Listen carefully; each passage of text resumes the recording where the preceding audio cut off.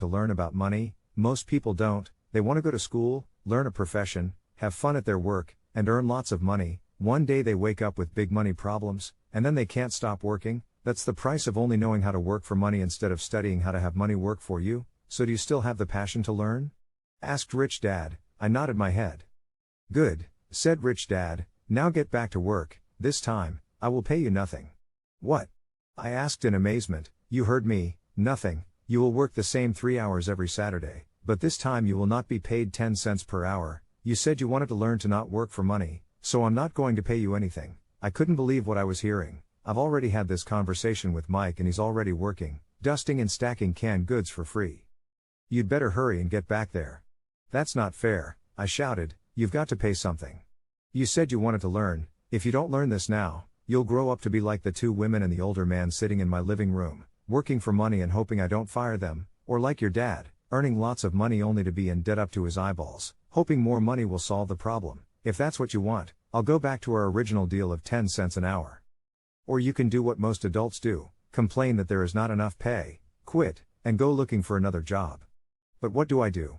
I asked. Rich Dad tapped me on the head. Use this, he said. If you use it well, you will soon thank me for giving you an opportunity and you will grow into a rich man. I stood there, still not believing what a raw deal I was handed. I came to ask for a raise, and somehow I was instead working for nothing. Rich Dad tapped me on the head again and said, use this, now get out of here and get back to work. Lesson number 1. The rich don't work for money. I didn't tell my poor dad I wasn't being paid. He wouldn't have understood, and I didn't want to try to explain something I didn't understand myself. For 3 more weeks, Mike and I worked 3 hours every Saturday for nothing. The work didn't bother me, and the routine got easier, but it was the missed baseball games and not being able to afford to buy a few comic books that got to me. Rich Dad stopped by at noon on the 3rd week. We heard his truck pull up in the parking lot and sputter when the engine was turned off. He entered the store and greeted Mrs. Martin with a hug. After finding out how things were going in the store, he reached into the ice cream freezer, pulled out 2 bars, paid for them, and signaled to Mike and me, let's go for a walk, boys. We crossed the street, dodging a few cars, and walked across a large grassy field where a few adults were playing softball. Sitting down at a lone picnic table, he handed Mike and me the treats. How's it going, boys? Okay, Mike said. I nodded in agreement. Learn anything yet? Rich Dad asked. Mike and I looked at each other, shrugged our shoulders, and shook our heads in unison. Avoiding one of life's biggest traps.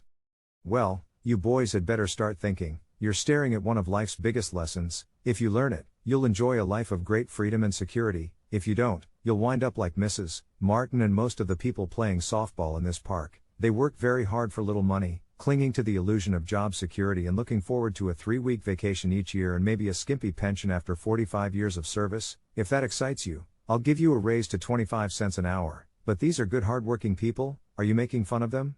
I demanded.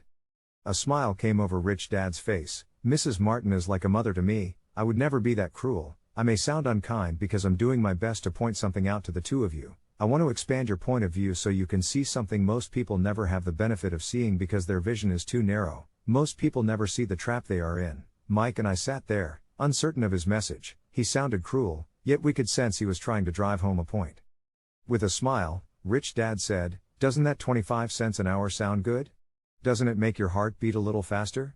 I shook my head no, but it really did. 25 cents an hour would be big bucks to me. Okay, I'll pay you $1 an hour, Rich Dad said, with a sly grin. Now my heart started to race. My brain was screaming, take it, take it. I could not believe what I was hearing. Still, I said nothing. Okay, $2 an hour. My little brain and heart nearly exploded. After all, it was 1956 and being paid $2 an hour would have made me the richest kid in the world. I couldn't imagine earning that kind of money. I wanted to say yes. I wanted the deal. I could picture a new bicycle, new baseball glove, and the adoration of my friends when I flashed some cash. On top of that, Jimmy and his rich friends could never call me poor again, but somehow my mouth stayed shut. The ice cream had melted and was running down my hand. Rich Dad was looking at 2 boys staring back at him, eyes wide open and brains empty. He was testing us, and he knew there was a part of our emotions that wanted to take the deal. He understood that every person has a weak and needy part of their soul that can be bought, and he knew that every individual also had a part of their soul that was resilient and could never be bought. It was only a question of which one was stronger. Okay, $5 an hour. Suddenly I was silent. Something had changed. The offer was too big and ridiculous. Not many grown-ups in 1956 made more than that, but quickly my temptation disappeared, and calm set in. Slowly, I turned to my left to look at Mike. He looked back at me. The part of my soul that was weak and needy was silenced. The part of me that had no price took over. I knew Mike had gotten to that point too. Good, Rich Dad said softly. Most people have a price, and they have a price because of human emotions named fear and greed. First, the fear of being without money motivates us to work hard, and then once we get that paycheck, greed or desire starts us thinking about all the wonderful things money can buy. The pattern is then set. What pattern? I asked. The pattern of get up, go to work, pay bills, get up, go to work, pay bills. People's lives are forever controlled by two emotions, fear and greed. Offer them more money and they continue the cycle by increasing their spending. This is what I call the rat race. There is another way? Mike asked. Yes, said Rich Dad slowly, but only a few people find it. And what is that way? Mike asked. That's what I hope you boys will learn as you work and study with me. That is why I took away all forms of pay. Any hints? Mike asked. We're kind of tired of working hard, especially for nothing. Well, the first step is telling the truth, said Rich Dad. We haven't been lying, I said. I did not say you were lying. I said to tell the truth, Rich Dad retorted. The truth about what? I asked. How you're feeling, Rich Dad said. You don't have to say it to anyone else, just admit it to yourself. You mean the people in this park, the people who work for you, Mrs. Martin, they don't do that? I asked. I doubt it, said Rich Dad. Instead, they feel the fear of not having money. They don't confront it logically.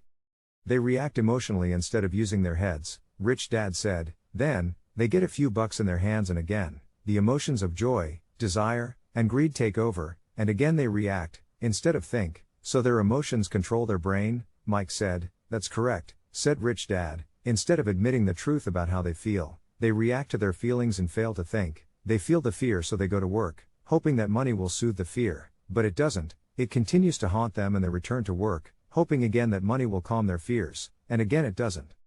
Fear keeps them in this trap of working, earning money, working, earning money, hoping the fear will go away, but every day they get up, and that old fear wakes up with them. For millions of people that old fear keeps them awake all night, causing a night of turmoil and worry, so they get up and go to work, hoping that a paycheck will kill that fear gnawing at their soul. Money is running their lives, and they refuse to tell the truth about that. Money is in control of their emotions and their souls. Rich Dad sat quietly, letting his words sink in.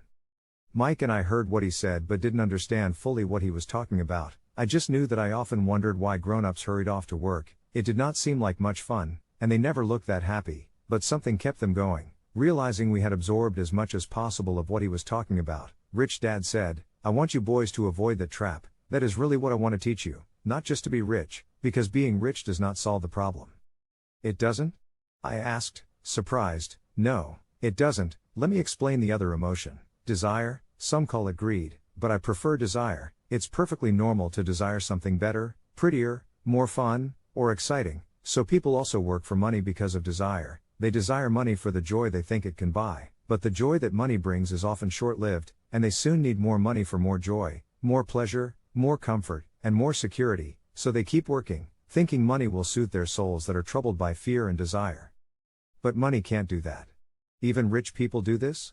Mike asked. Rich people included, said Rich Dad. In fact, the reason many rich people are rich isn't because of desire, but because of fear. They believe that money can eliminate the fear of being poor, so they amass tons of it, only to find the fear gets worse. Now they fear losing the money. I have friends who keep working even though they have plenty. I know people who have millions who are more afraid now than when they were poor. They're terrified of losing it all. The fears that drove them to get rich got worse.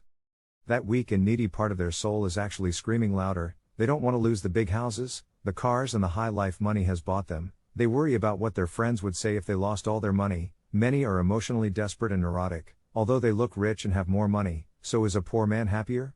I asked. No, I don't think so, replied Rich Dad. The avoidance of money is just as psychotic as being attached to money. As if on cue, the town derelict went past our table, stopping by the large rubbish can and rummaging around in it. The three of us watched him with great interest, when before we probably would have just ignored him. Rich Dad pulled $1 out of his wallet and gestured to the older man. Seeing the money, the derelict came over immediately, took the bill, thanked Rich Dad profusely, and hurried off, ecstatic with his good fortune. He's not much different from most of my employees, said Rich Dad. I've met so many people who say, oh, I'm not interested in money, yet they'll work at a job for 8 hours a day. That's a denial of truth. If they weren't interested in money, then why are they working? That kind of thinking is probably more psychotic than a person who hoards money. To be continued.